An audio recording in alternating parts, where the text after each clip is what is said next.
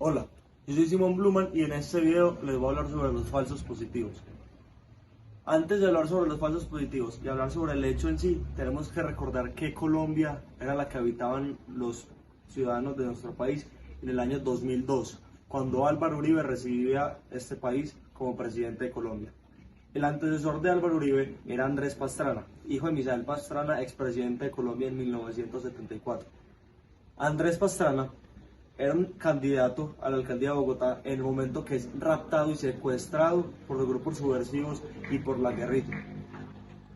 Andrés Pastrana vive en carne propia lo que es estar bajo las órdenes y lo que es estar en cautiverio gracias al déficit de orden público que había en ese país y que sigue habiendo, por supuesto.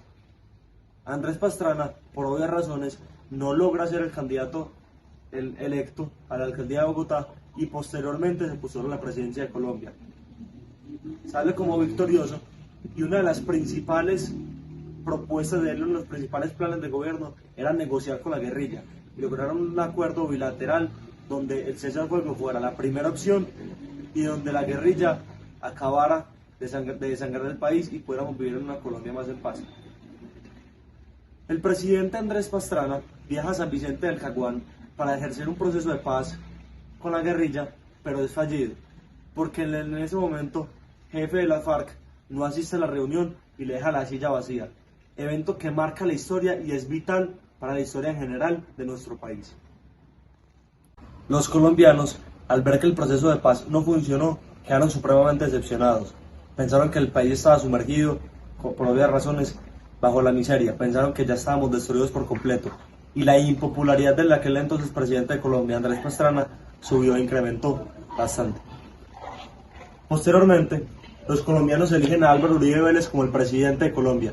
Álvaro Uribe Vélez venía de ser el gobernador de Antioquia y Álvaro Uribe Vélez, tenemos que recordar que no lo conocían en todo el país.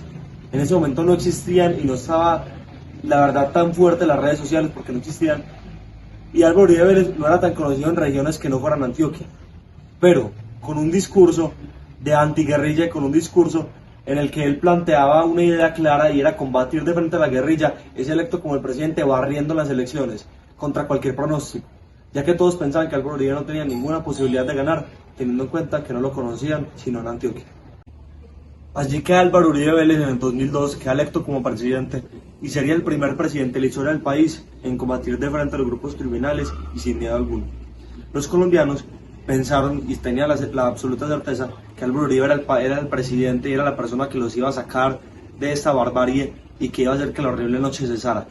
Los colombianos tenían toda la fe puesta en Álvaro Uribe Vélez y así es como comienza esa historia. Al ser un conflicto interno, es ser un conflicto que solamente compete a este país, a las familias, a los mandatarios, a los gobernantes de este país, los países que no tienen nada que ver con Colombia y los externos no toman posición sobre el tema, sino personas en particular.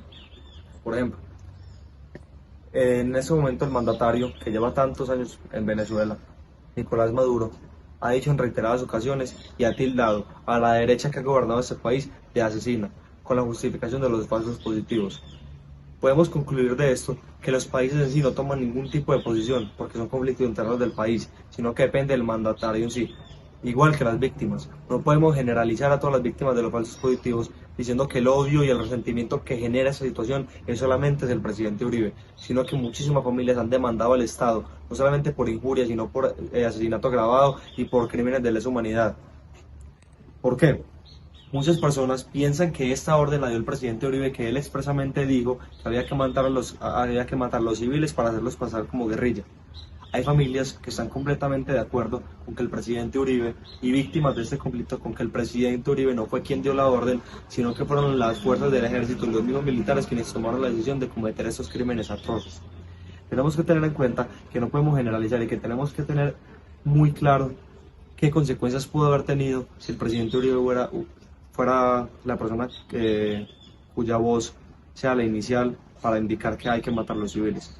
Las consecuencias que puede tener que un presidente diga esto y cómo se puede filtrar esto y dañar no solamente su reputación, sino que tantas personas que lo rodean a él puedan terminar en la cárcel, incluido obviamente el mandatario. El presidente Uribe comienza su gestión y empieza a desarticular y darle de baja a las cabecillas de los grupos al margen de la ley desarticulando por completo o casi por completo lo que nosotros pensábamos que era el fin de esta guerra. El gobierno le daba al ejército y a las personas pertenecientes a la fuerza pública unas incentivaciones a quien le diera de baja a los guerrilleros. Les daban horas libres, les daban plata y les daban condecoraciones que les servían a cada uno de ellos en su carrera como servidores públicos. Los altos mandos del ejército y los mismos soldados comienzan a tomarse esas atribuciones como algo propio y no dimensionan el daño que pueden hacerle a un país, a unas familias, inclusive manchando el nombre del país por completo. Se iban a las zonas más alejadas del país, donde normalmente eran habitadas por guerrilleros, y le daban de baja a civiles, a campesinos y a personas que no tenían nada que ver con la guerra, poniéndoles el uniforme de la guerrilla, tomándoles fotos y presumiéndolos como una baja, la cual era completamente falsa. Por eso es el nombre de falsos positivos. Así comienza esta historia que no solamente desangró el país, sino que también causó dolor en muchísimas familias. Tenemos que tener muy claro que el presidente jamás dio la orden de matar a civiles, que el presidente jamás tuvo la idea de causar cualquier tipo de dolor a familiares, sino que la orden de él era matar guerrilleros, y algunas personas no acataron esta orden y comenzaron a hacer cosas terribles para este país. En Colombia, desde 1978 se empiezan a escuchar el nombre de falsos positivos en las zonas más alejadas del país, donde mataban inocentes haciéndolos pasar por guerrilleros independientemente del presidente, ya que Álvaro Uribe en ese momento no era el presidente de Colombia. Tenemos también que recordar que desde 1998 se empiezan a estallar los falsos positivos en diferentes ámbitos. Es decir, el término falsos positivos no empieza a regir en Colombia desde el 2002 cuando Álvaro Uribe se monta a la presidencia. Tenemos que tener esto muy en cuenta porque muchos dirán, sí, claro, Álvaro Uribe dio la orden de matar a inocentes y de generar falsos positivos. Pues no, si vemos las estadísticas, el 57% de los falsos positivos estallan en el ministerio de Juan Manuel Santos. Tenemos que también tener en cuenta que la frase donde siempre escuchamos Álvaro Uribe exigía resultados, claro que Álvaro Uribe exigía resultados, pero no solamente las órdenes militares. El aeropuerto que tenemos en Río Negro está en parte gracias a los resultados que exigía Álvaro Uribe Vélez. El tren metropolitano de Medellín está gracias a los resultados que exigía Álvaro Uribe Vélez. La central hidroeléctrica que está en Guatapé también está gracias a los resultados que exigía Álvaro Uribe Vélez. Y a pesar de su juventud, fue quien desmontó a muchísimos de los paramilitares de este país. Y no solamente a los paramilitares, sino a la guerrilla. Teníamos un país donde era imposible transitar sin correr el peligro permanente de ser secuestrados o caer bajo las órdenes y bajo las terribles acciones que exigía la guerrilla hacia nosotros. Las personas que estudian en nuestro colegio, que viven en el oriente, no pueden llegar hasta acá, porque en el Rompoy de Don Diego había un retén que siempre, pero siempre, reclutaba gente, se la llevaba y exigía dinero a cambio. Tenemos que también tener en cuenta que si Álvaro Uribe Vélez hubiera exigido resultados, pero con asesinatos y con viles desapariciones de civiles que no tuvieron nada que ver, en ese momento ya estaría imputado. Se le han hecho cientos de investigaciones al expresidente por este caso y jamás se le ha comprobado que él haya dado la orden. La única orden que ha dado Álvaro Uribe Vélez es de desmontar a la guerrilla, de acabar con los grupos al margen de la ley y mano dura con los bandidos, porque con los bandidos no se negocia. La segunda presidencia de Álvaro Uribe Vélez fue una presidencia también dudable. Tenemos que también tener en cuenta que hace negociaciones dudosas con sus hijos, donde se apropia de lugares gracias a su poder, digámoslo así, donde se toma muchísimas zonas de la zona franca sin licitación alguna y dándole oportunidades a sus hijos que la mayoría de colombianos no tenían, abusando del poder. Y se monta Juan Manuel Santos bajo el supuesto apoyo de Álvaro Uribe Vélez, que en un momento sí lo tuvo, pero comienza a tomar decisiones que en ese momento están afectando al país. ¿Qué tiene que ver eso con los falsos positivos? Como pueden concluir muchos de ustedes, luego de los falsos positivos muchísimas familias quedaron con odio y resentimiento, tanto a Uribe como a la guerrilla. Esto hace que muchísimas personas busquen una negociación y busquen una tregua bilateral entre las partes, entre el gobierno y los grupos subversivos, en este caso las FARC, que es el grupo guerrillero más importante y con más, digámoslo así, poder en Colombia. Juan Manuel Santos planea y plantea un proceso de paz donde solamente se benefician los guerrilleros, donde se les propone curules en el Congreso donde en este momento hay guerrilleros que están tomando decisiones para nuestro país, donde hay personas que mataron, violaron y siempre estuvieron contrarias a la ley, aprobando leyes para ustedes, para nosotros, ganándose 36 millones de pesos cada mes con la plata de personas honradas y trabajadoras de Colombia. Supuestamente, ellos iban a aceptar esas curules en el Congreso con la condición de que se desmontaran en armas, pero esto jamás sucedió. En este momento, las FARC, el ELN, el M-19 y el resto de grupos guerrilleros siguen desangrando el país, siguen secuestrando a personas y siguen haciendo de este país algo muchísimo más violento de lo que era. Juan Manuel Santos no logra sino, bajo la sombra de Álvaro Uribe Vélez, hacer completamente lo contrario a lo que el expresidente planteaba. Y en ese momento solamente logró beneficiarse a él mismo con un proceso de paz que le trajo a él un Nobel, pero a nosotros nos sigue trayendo violencia y dolor cada uno de nuestros días. En este momento tenemos un presidente que no solamente apoya los genocidios, y no solamente apoya a las personas que tanto daño le hacen al país, sino que cada vez incentiva más odio para este país y para esta nación. Como jóvenes, y para concluir este video, es ni una muerte más, ni un falso positivo más, pero ni un voto más y ni un apoyo más para las personas que desangran en este país, para las personas que apoyan a los grupos guerrilleros. Y siempre tenemos que buscar la paz, pero nunca conciliando con los que hacen daño. El que las hace la paga, y con los bandidos no se negocia. Unos potreros.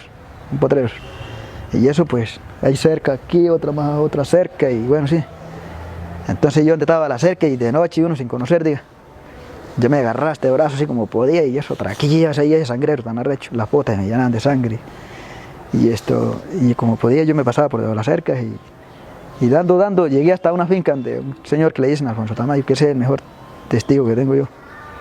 Llegué ahí, entonces yo lo llamé, que me ayudara así. Y era un sangreo muy arrecho, ya yo no era ni capaz, ni con yo mismo. Entonces yo llamé y ellos le daban vaina así, porque ellos escucharon a la plomacera, pues ellos pensaron que era un combate que habían tenido con algún grupo de guerrillas. ¿Sí? Como pude yo grité y grité, ellos abrieron una ventanita y me sacaron la cara y me dijeron, ¿qué? ¿A usted qué le pasó? Yo dije, no, que me ayudaran, que era que el ejército me había agarrado y que yo trabajaba ahí en una finca que se llama Encantado, que es la misma ahí cerquita, donde ellos me agarraron los plagos. Entonces me dice, ay, pero es que yo me da miedo ayudarlo a usted, ¿qué tal que usted sea guerrillero, toda esa vaina así? Y es un problema para nosotros. Entonces le dije que no, que me ayudaran, que yo no era nada. Yo lo que siempre era un jornalero. Entonces él me dijo, yo lo voy a ayudar, pero sin compromiso. Entonces ellos abrieron la puerta y me miró y dijo, no, como a usted le volvieron ese brazo, digo, me lo tiene así, despedazado. Entonces yo le dije, ayúdeme búsqueme en una cabulla o un vaino y empáteme en ese brazo. Me lo empataron bien empatado, él con la mujer. Entonces yo le dije regáleme en agua así. Entonces ellos le daban como vaina, dame en agua, porque usted que cuando uno pide agua porque es en morirse. Entonces yo le dije, no, regáleme en agua, aquí yo tengo una así muy derecha. Entonces la señora con la mano de ella me dio agüita así. Entonces él me dijo, ¿usted por qué no se va? Yo dije, no, porque es que yo aquí abajo no conozco y además que esto está de noche y me da miedo, ¿sí? Pues me dijo, pues él me buscó en la linterna, digo, por ahí a las 4, tipo, váyase usted, porque dígame cómo está usted.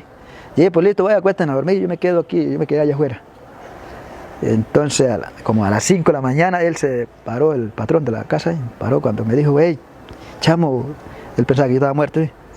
Cuando él me dijo, chamo, pare, y yo como que estaba así, pues dígame, estaba más muerto que vivo.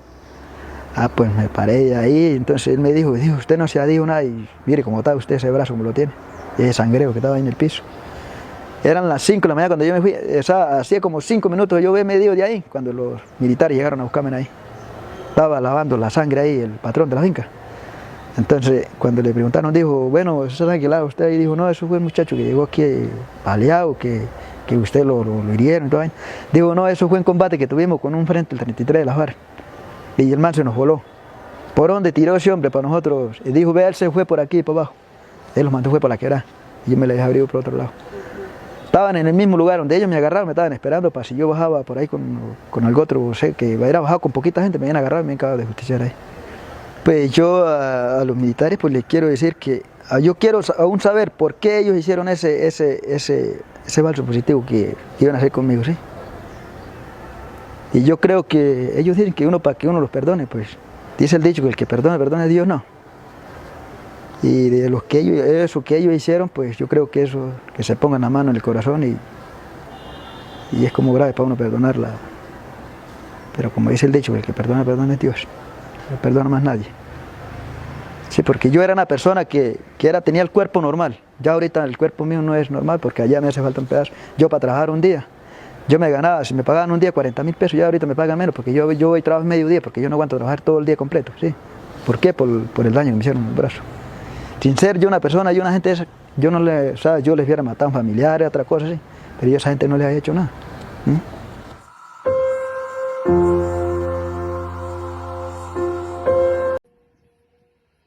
Son innumerables los hechos de violencia dolorosos de décadas de violencia y de conflicto armado en nuestro país. Pero en mi criterio, el hecho más vergonzoso, el más doloroso, el más contrario al derecho internacional humanitario es el de los falsos positivos. Esta situación se dio al interior de las Fuerzas Armadas.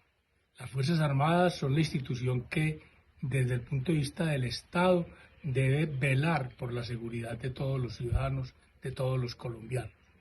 Y en este caso, algunos de los miembros de las Fuerzas Armadas, desafortunadamente, bajo la orientación del comandante de las Fuerzas Militares, buscando incrementar los beneficios que el conflicto les proporcionaba en el sentido de resultados operativos, decidieron asesinar a ciudadanos completamente ajenos al conflicto, a jóvenes, fundamentalmente jóvenes, que no tenían nada que ver con el conflicto, los sonsacaban, los engañaban, se los llevaban a algún sitio, no muy visible, y allí los asesinaban y posteriormente eran reportados como bajas en combate, como guerrilleros dados de baja en enfrentamientos con el ejército. Esto al interior de las Fuerzas Armadas lo que generaba era que los comandantes que reportaban estos asesinatos, porque realmente no se pueden llamar falsos positivos, recibían condecoraciones, recibían ascensos, y los subalternos de ellos, los soldados, los mandos medios que los ejecutaban, recibían días de descanso, recibían bonificaciones en dinero, inclusive hasta platos de comida. O sea que más de 6.000 jóvenes colombianos, la gran mayoría de ellos campesinos y personas muy vulnerables, fueron asesinadas a cambio de un plato de comida, a cambio de un día de descanso, a cambio de un fin de semana. Y con ello quisieron mostrar que el avance contra la guerrilla en que estaba comprometido el ejército estaba dando resultados positivos. Es una enorme vergüenza este hecho para Colombia, y simplemente para que tengan una idea, los 6.400 falsos positivos es una cifra mayor a los desaparecidos que tuvo toda la dictadura de Augusto Pinochet en Chile.